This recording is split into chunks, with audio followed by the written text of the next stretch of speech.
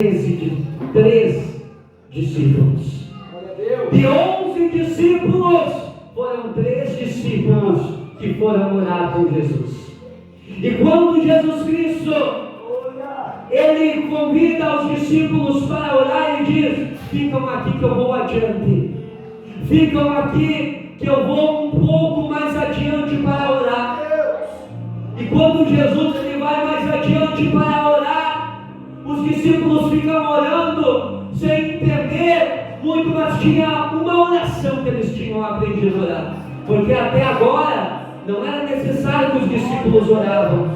Mas a partir desse cenário, os tempos mudaram. A partir de agora, os discípulos têm que orar, os discípulos têm que buscar, os discípulos têm que jejuar, mas eles só conheciam uma oração que o próprio Jesus tinha ensinado para eles.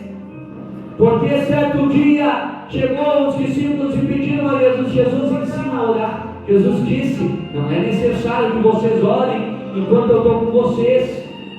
Mas mesmo assim Jesus ensinou tal oração, a qual foi escrita na Bíblia, que é o Pai Nosso.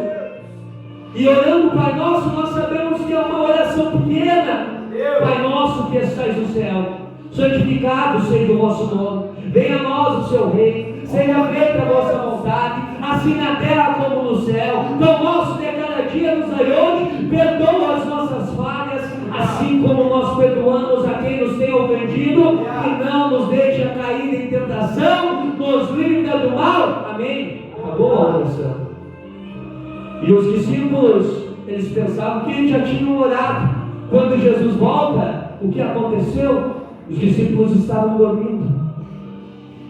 E Jesus disse: se levante, eu estou angustiado, eu estou aflicionado, eu estou sentindo algo que eu nunca senti. Eu preciso que vocês me ajudem em oração.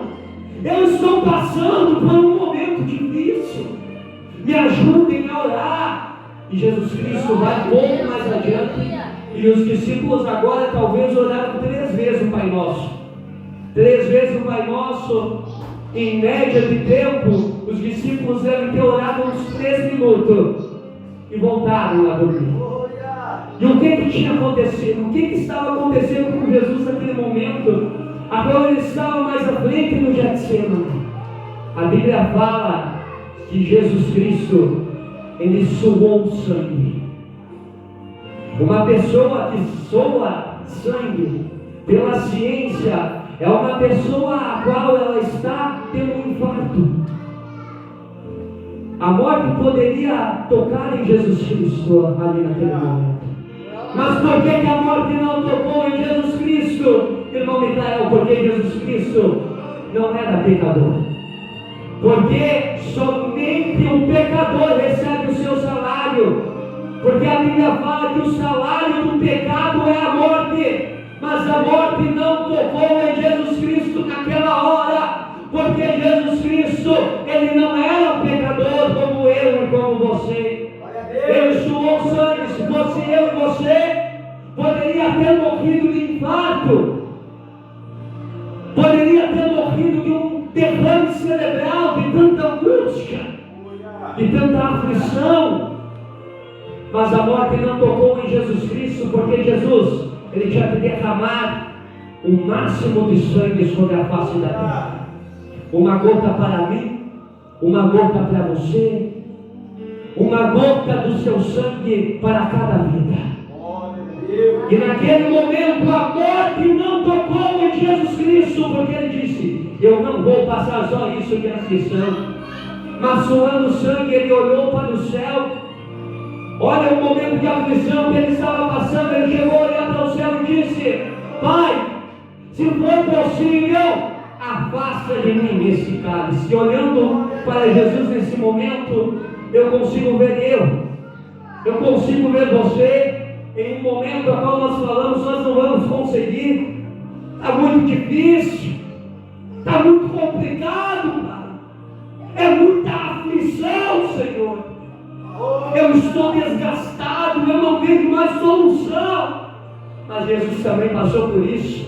Jesus passou por esse momento e disse: Pai, se for possível, afasta de mim esse cálice, passa de mim esse cálice, sem que eu beba, Pai, mas que em todo o tempo seja feita a tua vontade, e não a minha.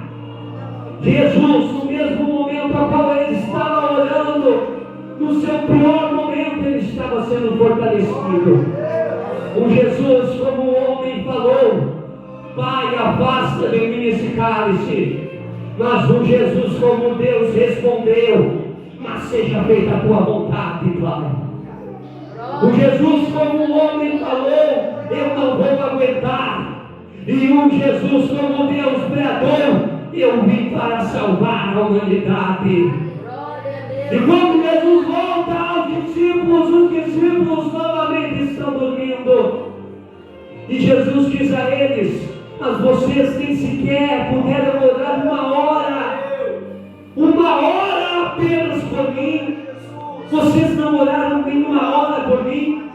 Mas agora chegou um momento em que o Filho do Homem será entregue às mãos dos homens, em que o Filho do Homem será entregue ao Calvário, em que o Filho do Homem cumprirá com a profecia. Vemos os dois cenários. No momento a qual Jesus Cristo entrou no Getsemane, Jesus Cristo entrou buscando força, dizendo: Pai, afasta de mim esse cálice. Pai, talvez eu não vou conseguir. Mas quando ele sai do Getsemane, ele sai dizendo: chegou a hora a qual eu vou cumprir. Chegou a hora a qual eu vou vencer. Chegou a hora a qual eu vou vencer pela irmã Sandra Mara. Chegou a hora que eu vou vencer pelo irmão Delmar, pelo irmão Arilson. Eu vou vencer por toda a humanidade. Ele entrou fraco no Getsemane como homem, mas ele saiu do Getsemane como Deus. Ele entrou fraco no Getsemane, passando pela minha e pela tua angústia. Mas quando ele saiu do Getsemane, ele saiu dizendo: eu vou vencer. Eu vou vencer. Olha o tamanho do poder da oração. Jesus orou uma hora e ele recebeu a sua força, a qual ele precisava.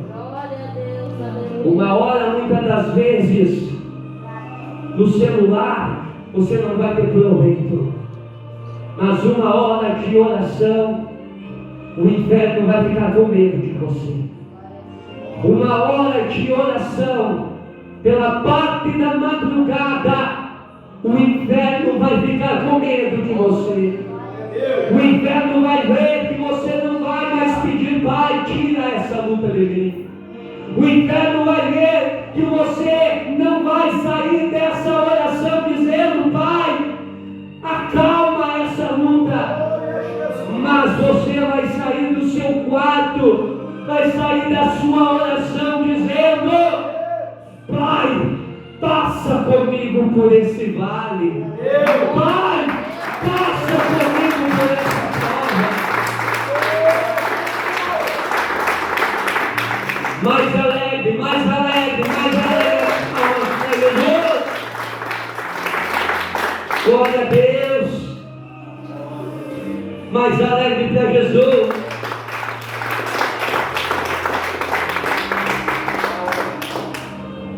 Graças a Deus. Os discípulos, nesse momento,